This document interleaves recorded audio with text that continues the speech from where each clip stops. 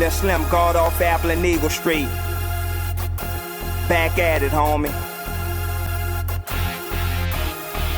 You know what I mean?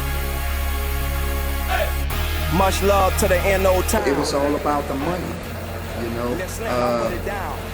Guys recording albums, you know we making money. We all over the radio, but we ain't seeing the money, you know.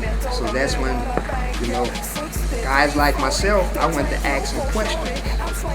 And then when you ask questions about your money, then you happen to be the bad guy because you want to know. But this is business. So I wanted to know exactly what was, you know, and that was the extent of it. I really didn't have a bad falling out with him. It was more or less that they knew I was talking about the money, and we more or less lost contact. You know, he stopped calling me, I stopped calling him, and then we just lost complete contact. You know, it wasn't like no beef thing or, you know, I'm trying to do him something or he trying to get at me, nothing like that. You know what I'm saying? It just was more or less, you know, you ain't fucking with me, I ain't fucking with you.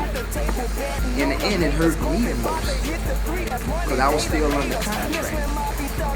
You see what I'm saying? But eventually, the contract, it was a breach because you wasn't paying me my money you owe me for the records I produced for you. So that automatically breached the contract.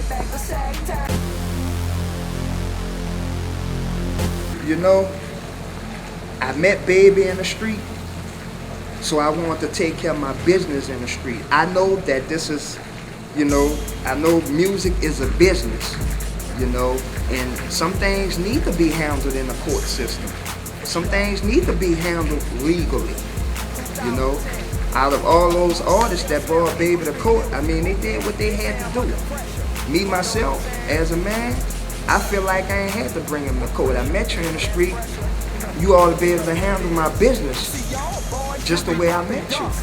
I'm catching Fatty Wally and I'm gonna see the road. The first reaction I got in the neighborhood to me falling out with Cash Money is like, Slim, what are you doing, man?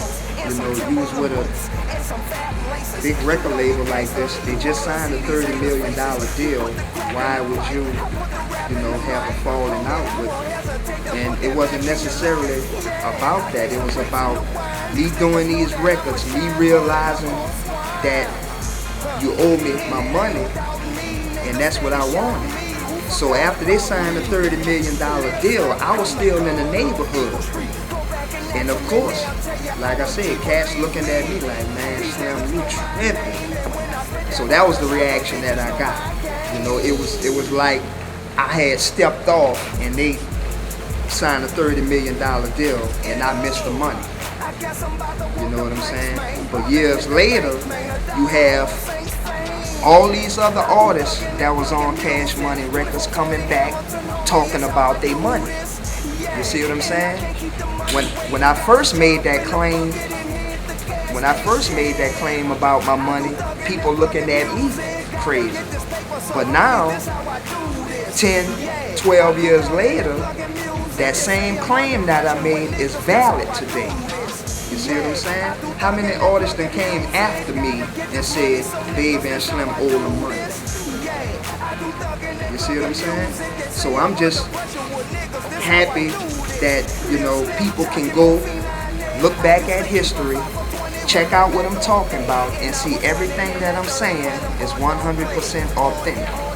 The biggest thing about the artist Cash Money deal with now and the artists that they dealt with back then, when I met Baby and Sugar Slim, I met them on some, you know, we doing this on the strength. You know what I'm saying? You showed me, you know what I'm saying? I'm thinking you can do something for me. You think I could do something for you. We go do this on the strength. You know, I didn't go in there with an attorney. Mind you, I started rapping with Baby and them at the age of 18. If you notice, that's a pattern. All the guys that have been affiliated with this started out rapping young. You see what I'm saying? So I was 18 years old I didn't know nothing about no contracts, no law. Okay, you giving me a deal. I'm making music. I got money in my pocket. We good. I wasn't worried about that back end money, you know, and that's how that happened. I didn't go to cash money with an attorney, so I signed the contract without an attorney present. I spoke to my little homie BG about a few weeks back, and